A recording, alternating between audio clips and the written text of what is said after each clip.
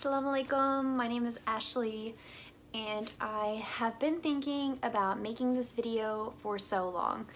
So I wanted to share the story of how I found Islam, converted, because I get asked so much. So I converted in June of 2019. So at this point it's been just a little bit over a year, alhamdulillah. It's been quite a journey, and for some people it looked like my journey was 1 month, but for me I think it probably started when I was in college. So I guess I could start there, and that's usually where I start. But for those of you who, most of you probably don't know me, so I did want to say I have grown up in the United States, in the state of Arkansas, so a southern state where we kind of live in what we call the Bible Belt. So Christianity is very big. A lot of people go to church.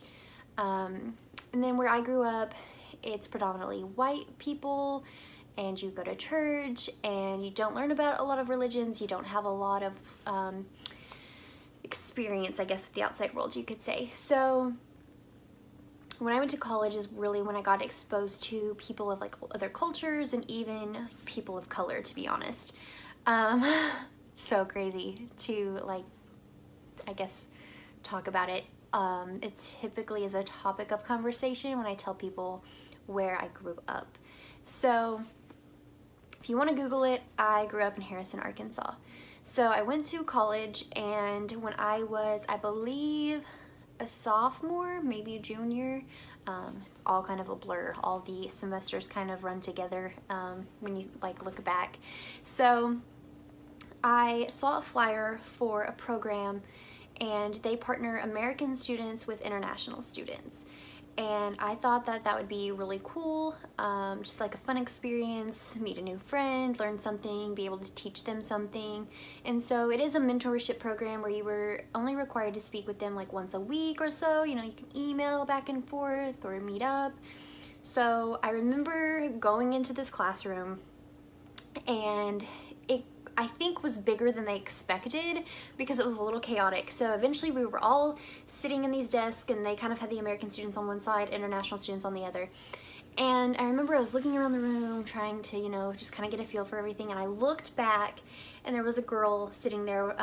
There were two girls wearing hijab talking, and I thought, that's her, that's my partner, I just know it is. So at one point, the woman kind of running the show is having people stand up and partnering them. And I can tell she's gonna be really close to standing up at the same time I am. So when I saw her get ready to stand up, I stood up, and the lady paired us together. And my partner was in grad school, originally from Saudi Arabia, and we became really good friends. So I got to spend about 2 years or so with her and learned so much. So we taught each other a lot, and looking back, I don't really remember talking about religion a whole lot.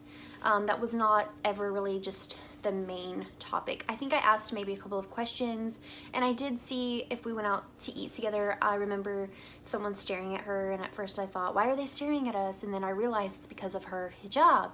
And I always wanted to stick up for her, and I wanted to be there for her. So eventually when we graduated, so I graduated with my bachelor's, and then she graduated with her master's, just a day apart.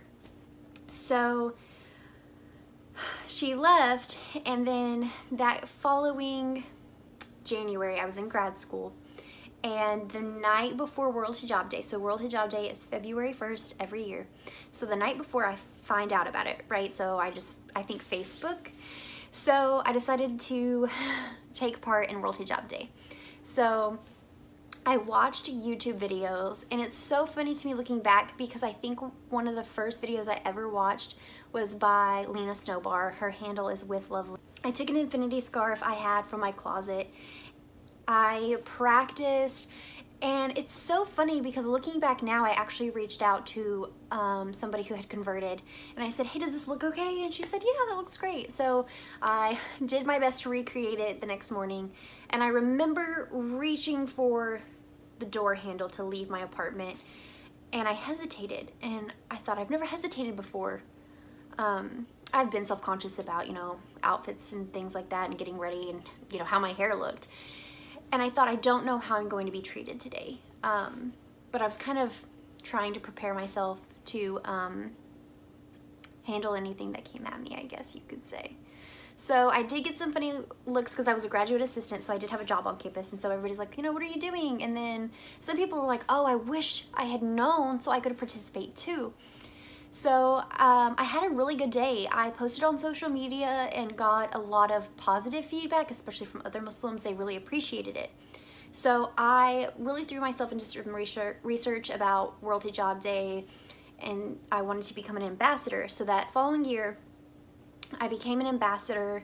I think that was 2017, and I ended up moving to a larger area, larger city, but still kind of small for Arkansas. But I worked on a different college campus, so I actually attended their day and kind of hung around with them, wore it again, and then the next year, so 2018, I said I want to hold my own event in the city. So I had told some girls at the college or at the university that I wanted to hold this event. So they said something to some women at the mosque who got in contact with me and said, hey, we want to help you. So when we had a little meeting, and I remember I went to a small mosque that's kind of used for like classes and things like that. And I go in and I talk to this man and I told him who I was waiting for. He went back in a room because he was doing something, and he comes back out and he offers me a snack and he shows me where the restroom is, and I come back out from the restroom and he offers me a piece of pie, and he kept like, just going back and forth like he wanted to talk to me but he wasn't sure. And at one point he said, here you go, and he gives me a calendar with like pictures of mosques, and I thought, well, that's really cool. And then he handed me like 2 Qurans, and I was like, cool, I can read these, and like maybe, that'll help me be a better advocate and be more understanding of Islam. And he sat down next to me and was talking at one point, and there were more people starting to gather in for the meeting. And before we started the meeting, he said, the way that the media portrays our religion, and he mentioned that and some other things, he said, it's just the most misunderstood religion. And that really stuck with me. I thought I need to learn things for myself for sure. And so at the meeting, the women agreed to help me, and then they said, we're gonna go we visit churches for World Hijab Day and give the women scarves and teach them about it. And so they do a lot of interfaith events. So we helped each other out. And when it was all over, World Hijab Day was done, I said, I'm gonna miss you guys, so maybe during Ramadan I can come and visit you at the mosque. And I knew that World Hijab Day did a 30-day hijab challenge, and I just thought, that's a lot, and I just don't know if I can do it, because I didn't want to put it on and try and then fail, to be honest. So I thought about it for a while. I had a few months, because Ramadan was in, I think, April that year, and I decided to do it. And I thought, if I'm going to do the 30-day hijab challenge and I'm going to visit them at the mosque, I might as well fast as well. So I wore the hijab as much as I could out and about. I let work know, hey, I'm going to be wearing this. And I was at the mosque almost every night. There were a couple of nights I couldn't go because of work, because I was traveling at the time. And I noticed about a week or so, in maybe 2 weeks, as I was learning more, I could feel this change happening. And no one ever pushed me or anything. They just said, hey, if you have any questions, let us know. Or if something was going on that maybe I wouldn't have known why it was happening or what it was exactly, somebody would offer up the information.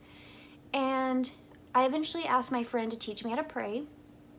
And I was like reading the Quran. I would get up for suhoor and like watch people's stories, and I was like trying to learn about Islam. And that Lena came back around, the women from the Salam Girl podcast, I discovered them. And so there was just so much going on. I was learning so much, and I was just really trying to dive into it, and I wanted to be a better advocate was really what my goal had been.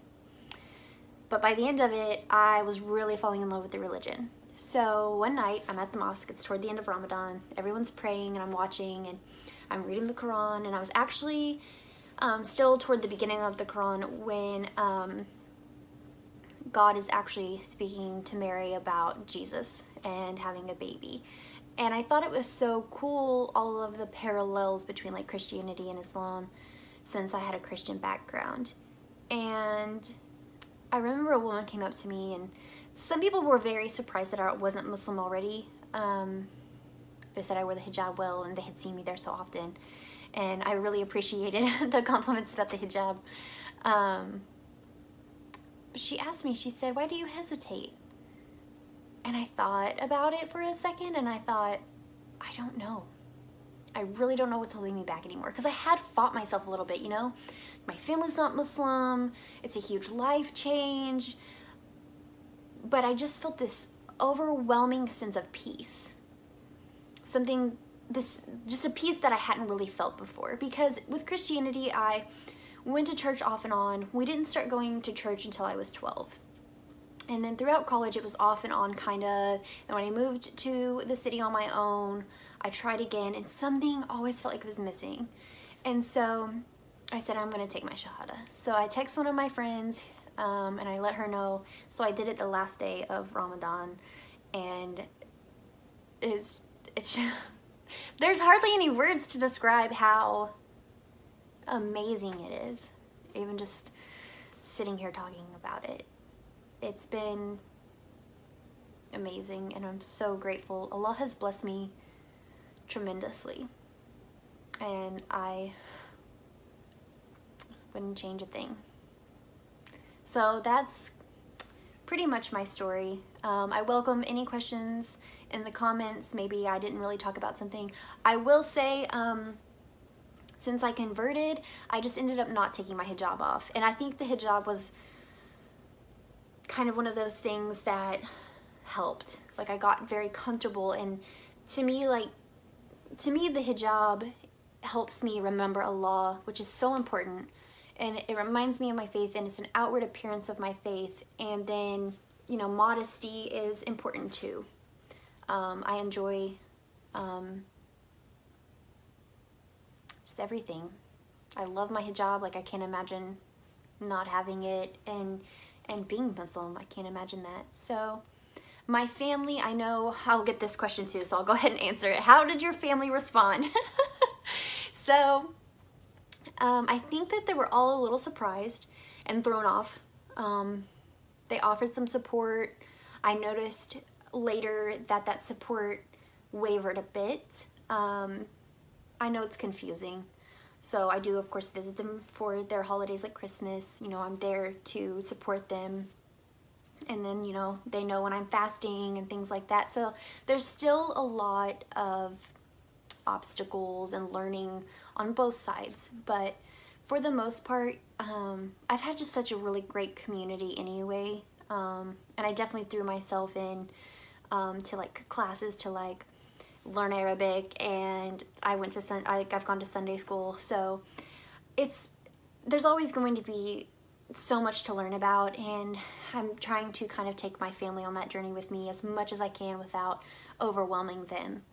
But alhamdulillah, I found this beautiful religion, and I'm so grateful for it. So again, please go ahead and drop some comments below. I'd love to know if you guys want to know more, and follow me on this journey as I continue. So thanks for watching.